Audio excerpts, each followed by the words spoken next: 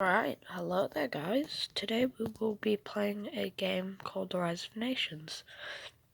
It's a strategy game about world domination. Now I won't be here for this long since I don't have too much time to do this, but I'll just show you a simple strategy on it. The lighting may be a bit weird. So I'll just show you guys a simple strategy. It helps a lot.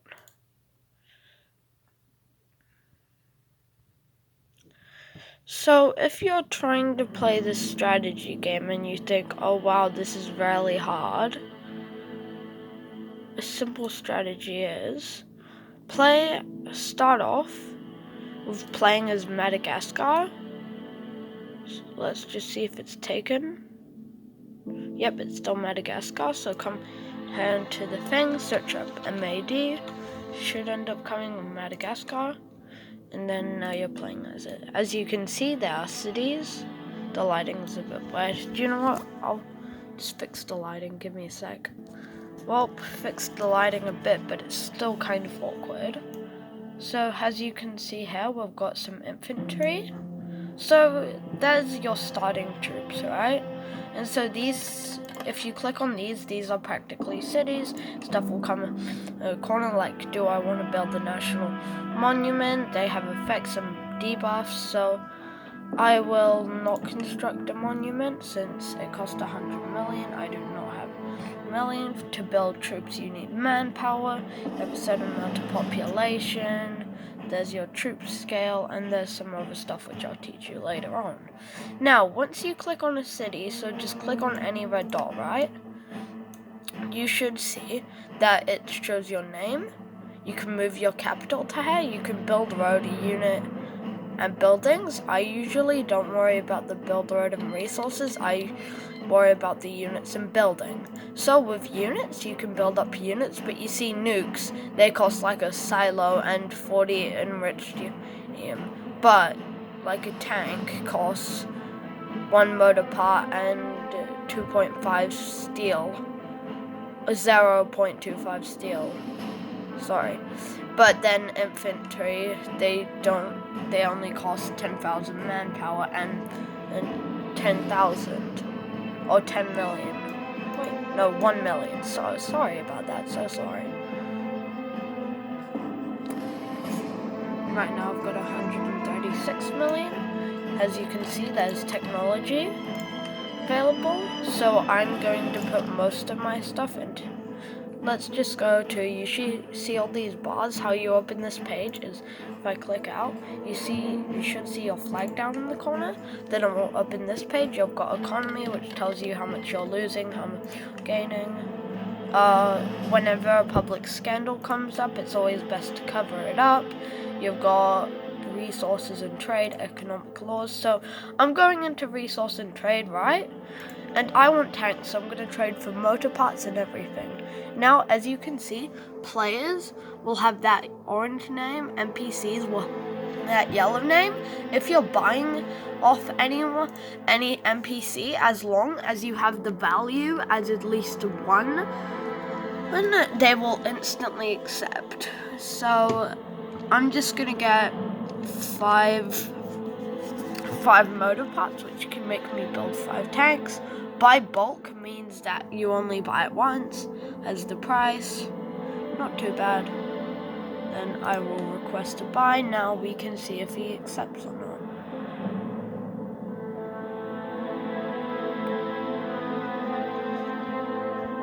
Alright. He might be AFK. Then we will go around to steel. Then let's see if any AI has steel. So, nope. So no AI has steel, which is pretty bad for us. But I'll try and buy 5 off Brazil.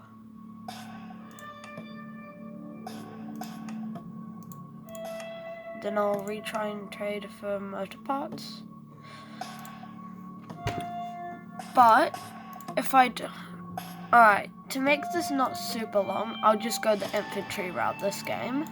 So I'm just going to be upgrading my infantry. Usually it's best to worry about the bottom bit on it.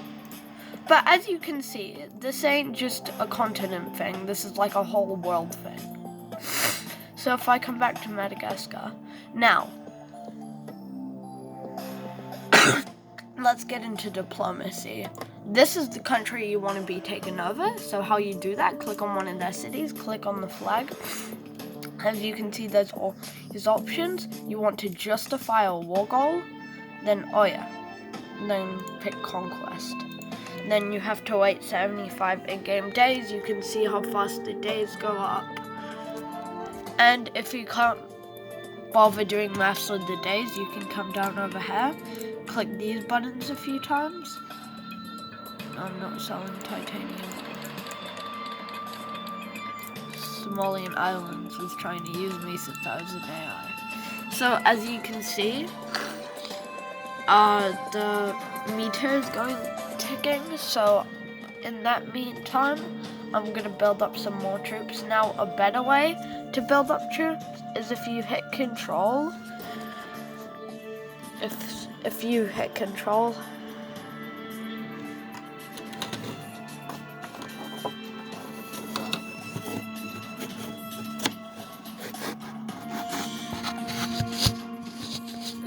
another way to do this is if you hit control, then select, then you know how holding down click will have you select like a big green thing, like here. Then that will select troops. If you hold control then do it, you'll select multiple cities. Then, oh wait, before we do that, we want to activate a military doctrine. So when you have this bar tab open, you click on doctrines, you click on military, go down to doctrines, and so seeing like specialization, it practically means that manpower increase has gone down a little bit. Infantry starting time is way longer, but their starting experience is way higher, so I usually pick that, and later on I go to massed attack, or sometimes I just stay. But as you can see, it costs military power, so we're justified to go. So I will do this, so I'll select multiple countries, not countries, cities, sorry about that. And so while we wait for those to spawn in, I'm just going to get to do, now once you see the war justified, click back onto them, then declare war. Now if you're wondering, why are we taking them and not Mozambique over here? It's because down here, if we go back to resources, a really good troop are bombers, right? So you need titanium, chromium, and aluminum. As you can see, we already have produce of titanium. We already have produce of chromium, but we have no produce of aluminum. But this is a nearby country which has produce of aluminum, and I'm pretty sure there's not too many. Let me just check. There's a decent bit of aluminum producing countries in Africa, but an interesting thing is that there's only 3 titanium spots in Africa. One is Madagascar, one is in Egypt, and the last is in Sierra Leone. If I'm pronouncing any of these countries wrong, don't fail to tell me. So I'm just going to select all these troops and then put auto merge off, so that when they go to one group they won't merge, or when they all come together they won't merge. So we'll put them over to here, and then we'll get ready for the invasion. Now getting ready for an invasion is kind of simple, you just wait for them to get there. Now you may be wondering, Aiden, infantry are land units, so how will they get over the ocean? Well, just wait, you'll see. strikers are making demands, it's always best to accept those demands, since if you do nothing, workers will go on strike, which gives you ecological debuffs. If you try and force them back down to not strike, suppress them, you'll get low morale, and if you have low morale, your countries will start going free. Now, as you can see, I'm just gonna go over. So I clicked on my troops right over here, then it kind of just follows your mouse. So I'm going to have them click onto P. Now, you may be wondering, why aren't they moving and why is there a blue bar? That blue bar is showing them how long it takes to dock. As you can see, we've got 70k here. It's kind of hard to see, but we've got 70k troops and 6 units. They are that rank, which practically means not many debuffs. Practically, the higher the rank, the higher the debuffs. The lower the rank, the lower the debuffs. No, the higher rank, the lower the debuffs. The lower the rank, the higher the debuffs. Sorry about that. So, as you can see, they're moving up. And as you can see, this country also has units. This country ain't really bothering since they're AI. With AI, whenever you're attacking them, they'll instantly go for the city that you're attacking. But if you just sit in that city, you'll get a defense bonus, even though he may be on his land. So I'm gonna just start training them for jungle. And so this battle should be won since we have more advanced alloys and we outnumber them. We may be losing money, but it's only 1k, which isn't too much in this game. So they won. So once you've won and there's no enemies left, go down here, go into auto capture, then have them auto capture this, and then they'll all spread out. The units will all spread out and then start capturing. And then they'll just do their thing and then capture it for you. Cities, the bigger the cities, the harder they are to capture. So you see these square ones, it would probably take a unit of around 20 to 40k. These normal ones would take around, these small ones, 10k, probably still 10k. These ones might take 20k, 10 to 20. But it all matters on the population, and you can tell because square ones are above 1 million. Then the bigger the square, the bigger they have. So if we go over to some big countries, like, oh my god, Russia's destroyed, Usual Republic, and Almighty Don Host. Yep, they split it up. And then is China, Almighty Don? No, China's still China. But if we look over here, that's a giant city, which is worth 16k. Who are they fighting? Brazil. It's a weird war. And then this other big one is decently big, which is 7k.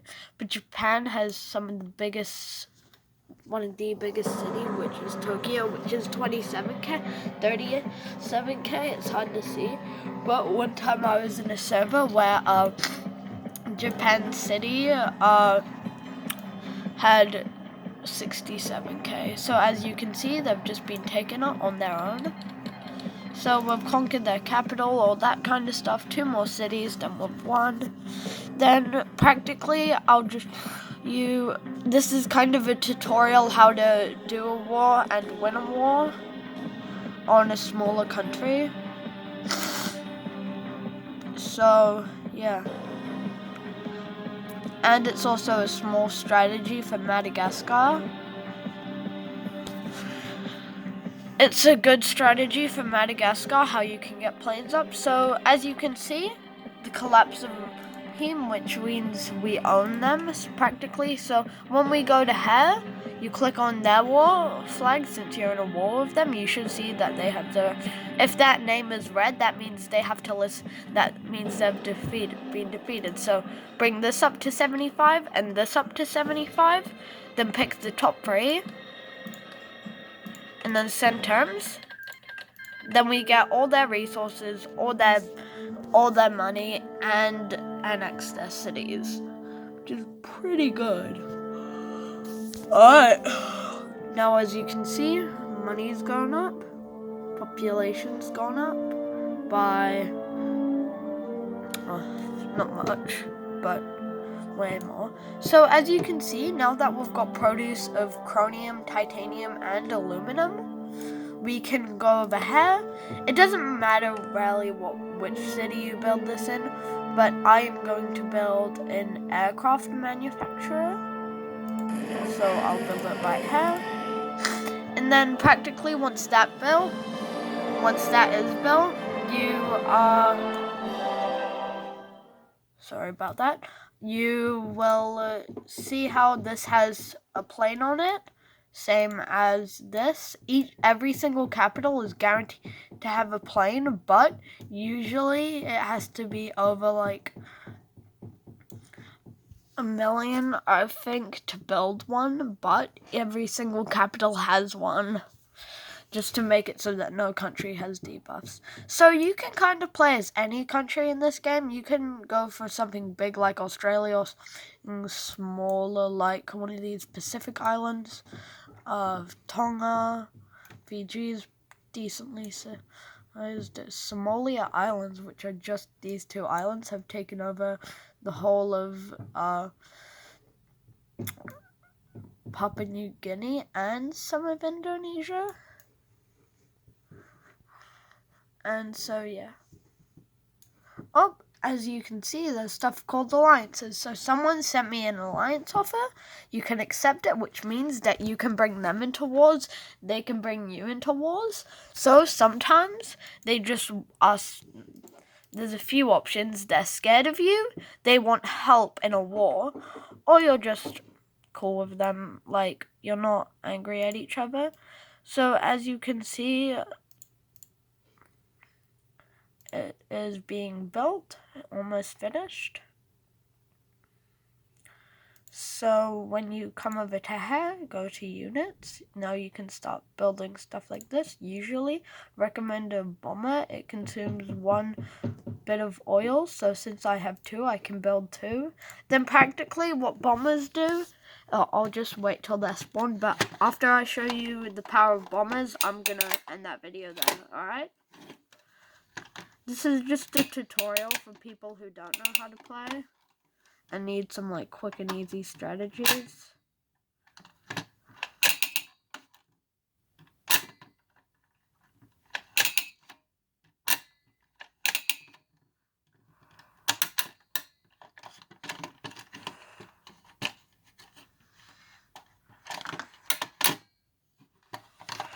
So as you can see, the bombers being built might take a while. You can also do doctrines for air. So if I go back into like see, you've got a country, diplomacy, economy. You can activate economic laws. So government spending, tax. Then you can also go to, if I go to country, there's stuff like ideologies, factions, stuff which you can turn into, laws. Usually it's good to pick an ideology. They each have buffs and debuffs, but this one's probably the best since they have no debuffs. But people's opinions are different. Then if you scroll to the bottom, there's rankings. We'll try and find me.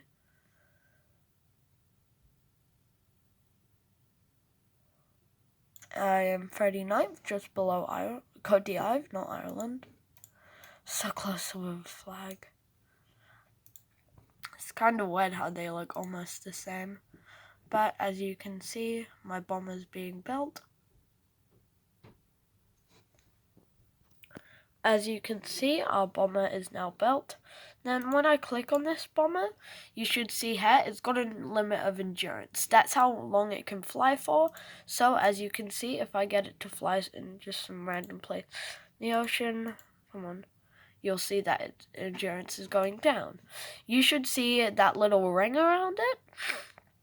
Any cities, any enemy so if you're in a war with someone and that bomber flies over them, and every city in that circle will stop being bombed. If they for long enough, they'll turn on fire.